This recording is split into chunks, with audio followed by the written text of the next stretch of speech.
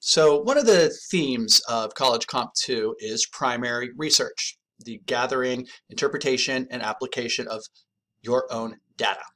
Okay, and so in the spirit of that theme and in sort of concert with the other theme, which is personal digital technology use or technology use, essay one is an observation-based essay.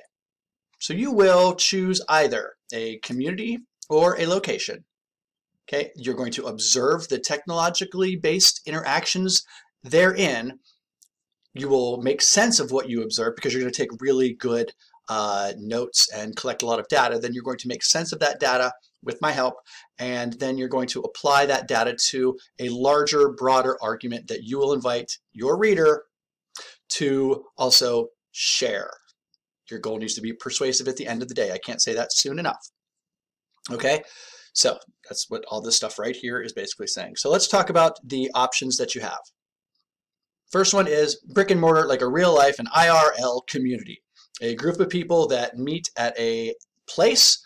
They can be there because they're employed there. If you want to observe technology use amongst, restaurant employees, I'm here for that. That sounds somewhat interesting. But it could be a social community. It can be, if you were to observe, I have a group of people that I run with, that I train for marathons with, and we have varying degrees of tech use. If you were to get up at 5 in the morning and meet us over at our local Y and watch us use technology, some people stop running to answer phone calls. Some take pictures the whole time. Some runners don't even have a watch. I only have one on now, but I run with two watches on. One is my running watch and one is my Apple Watch, so that Apple knows that I'm being active for the day. So it can be any sort of group that sort of self-identifies. You can be an employee at Chili's, right? But you can also be a runner or a stamp collector or what do they call a bird watcher, right? So you can choose a community to observe and see how they apply technology to better understand their priorities. That's going to be an idea that comes up pretty often. What are the priorities of the people, the users that you're observing? So you could do a physical IRL community to observe. You can also observe, and it's a little trickier but not impossible, as I say, an online community of your choosing. So I guess like-minded is not one word like I want it to be. Okay, so you probably are a member of many online communities. I know I am, so I'm thinking of like the subreddits that I follow. I don't really post on anything, but I read a lot of subreddits. I follow certain hashtags. I follow a lot of chefs on Instagram for some reason. I like to cook. I'm not very good at it, but I like understanding how chefs live their lives. So it's kind of the same principles apply. They're self-identifying members of a community. What you would do is you would observe their behavior in an online setting. That could be sort of across social media. It can be in one particular app. It can be just in Reddit, that sort of thing. It could be how people perform inside of a hashtag. This is a bit of a high wire act, I think, but I can see the benefits of it. When I hear observation, I think about grabbing my trusty notebook and furiously sort of taking notes as I observe, like you would in a brick and mortar type place. But if you want to observe an online community, oh, go for it. I'm here for that. I would love to see that. So you can choose one of those. And you, of course, know the rabbit holes of the internet and online life as well as I do. Chances are much better than I do. So again, sky's the limit in terms of the community. So those are your options for a community. And let me go full screen for you here. If you have questions, I have answers. Send me an email. Please, please, please. All right. Can't hurt to say that often enough. The other option is, and I would say, in all fairness, this is the more popular option. This is why I put it second, so at least you take a hard look at community. But most students end up picking a location, one or another. So by far the most popular option is brick and mortar locations, actual buildings. It's winter, so I don't know if you can go outside. I go outside. I run outside every day, but that doesn't mean you have to. But you pick a location where people congregate and use technology. You go there and you make observations. It tends to be, let me go big screen here again, just for like emphasis. If you're on another tab, come over to me now. I am very big on original thought. Those of you that know me know that already. You will not be the first person to go to the Starbucks in Belden Village. You will not be the first person to go to a Panera Bread and do a version of this assignment. Okay, you're free to go to the coffee shops. You're free to go to the mall and observe technology use. But can't you pick somewhere a little more creative? If you can't, that's fine. No worries whatsoever. I've seen plenty of public library type topics succeed fantastically. Go ahead and do you be that. And good luck to you. But I would like to challenge you to be creative in your choice of topics. I'm always going to encourage you to be creative in your choice of topics. Okay, so place of retail or commerce, like I said, stores, where lots of people are. I can see the value in that. Public gathering places, libraries, very popular. Like I said, parks a little trickier this time of year, although I wouldn't say impossible. I was at the at my local park running laps on the track this morning, 5 a.m. and there were maybe a dozen people joining me, so not impossible. But public place that would let you see people interact, how they use technology to communicate. I'll change this to interact. Oh boy, how lucky for you. Okay. Again, I can help you find the location. Important note over here, your school is not acceptable. You cannot observe your school. If you can absolutely, go big screen again. If you have to do like a sporting event at your school, like if you have to, I want an email that kind of justifies that more so than just like, I think it would be good, because those essays don't historically have a whole lot to say.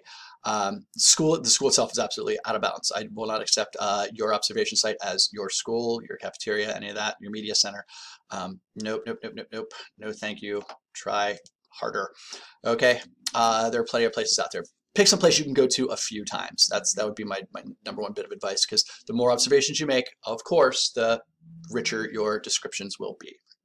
So I feel like going to a location and making observations about it, I feel like that speaks for itself in fairly straightforward ways. If it doesn't, let me know. And if you want to bounce ideas off me as to what makes an acceptable site for observation, please let me know. Now, the other option, 2A here, is an online location, very similar to the online community option, except instead of picking like self-identifying groups, members of a group, what you do is you pick like one site, one platform, and observe it. And in my mind, what I see this as is being like the comment sections of websites, or that's the best example. But also like to social media posts, especially like large scale ones, like news outlets that get lots of comments. How do people interact in those? You can think about how what sorts of comments get the most replies, where is most of the drama, where's most of the quote unquote action, that sort of thing. Those sorts of interactions that can get you down the path to thinking about etiquette, to thinking about what are the rules that govern online locations. And I think that could be a beneficial way to pursue this topic as well. So if you want to go to a location, that's, like I said, that's by far the most popular option. But if you want to observe an online location, and this can be even like, I'm just having this idea now, comment sections in news articles, or how do I put this? Video game chats, right? Those sorts of things. So what are the rules that govern how squads talk to each other in Fortnite, stuff like that. Okay, let's see. So what are the rules, the priorities? Okay, I'm here to help with topic selection. Let me go big for, wow, this might be a new record for me. I'm here to help you with topic selection. I want you to choose a topic that we both deserve, that you deserve to observe and write about, and I deserve to read about. And so let's make sure we're on the same level about, is this a topic that will yield a successful essay? Okay, that can't happen any other way in an online course except for you reaching out to me and initiating a conversation about, is this a good location? Is this an acceptable community? I love getting student emails. I love replying to student emails. So please send me them. All right. So I don't want to get into methodology too much at this point, because the topic selection is kind of where your head needs to be at during this week. But what you're going to do is you're going to take very detailed notes, and those notes can be, of course, they can be rendered digitally, tap it into your notes app, or They can be, sort of old school, take a pen and notepad and write down the things you see. I still feel like that works a little better, but some of you are probably a pretty fast typist, but I bet some of you are even faster than I am.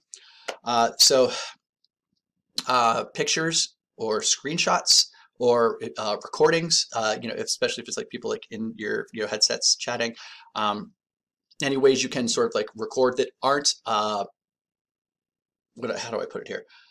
Socially acceptable. As long as they are socially acceptable and they're not invasive, they're not invading anybody's privacy. Most people when they're in public, they sort of perform in a public way. Other people choose to wear sweatpants to Walmart, but hey, that's a conversation for another day. So when most people are in public, observing their behavior sort of falls within reasonable bounds, but when you're being unreasonable, don't be unreasonable. Again, I'll get into methodology in week 2, but keep these questions in your mind. What's the purpose? What's the goal of either your location or your community? I have read a lot of good essays on like bookstores. If you get to go to a bookstore like not far from my office, you can almost see out of my window if it was open, is Books A Million, and I go to Books A Million to kind of browse books. I still believe in the idea of a bookstore. There's just not any near where I live now, so I go to Books A Million, which is a chain, but still it's a bookstore. And the amount of people that are on their phones in a bookstore, instead of maybe like the purpose of a bookstore is to buy books, or at least to peruse them, or flip through magazines. People go to bookstores to be on their phones. Kind of strange, right? So do you see how that kind of works? Like, what is the goal of Olive Garden, right? What's the goal of I don't know, Hot Topic, right? So you think about what the purpose of your location is, and then from there you can observe and same with the online settings too. What's the goal of a certain app? What's the goal of a certain platform or subreddit? Okay, and then how do people perform towards that purpose or towards that goal? That's what I'm looking for. And so the more you observe and document what you observe, and again, this is a little putting the cart before the horse, but you'll take a lot of notes and then you'll go back and you'll formalize those notes. You'll turn them into more detailed. They're called field notes, and then you will you'll turn them into what's called thick description. And through that thick description, you'll find some incidents that will be instructive towards your argument. So instead of going out and researching how people behave in the Game of Thrones Facebook group, you instead can do it yourself. You can go see for yourself. And that's I think one of the more fun things about this course.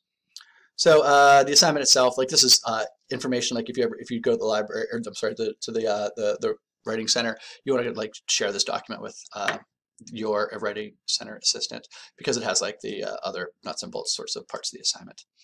That's it. That's essay 1, at least the beginning phase of it. I'm going to have a lot more to say about how you collect data, and I'm going to have a heck of a lot to say about what you do with that data once you've collected it in a sort of responsible, ethnographically above board sort of way. So I really like seeing topics that show me something that I haven't seen before. So I hope you'll be a student who really thinks deeply about being creative in terms of site location. And if you consider the online options, this will be an adventure that I'll be happy to join you on. Okay, so you'll be hearing from me, and hopefully I'll be hearing from you. Good luck.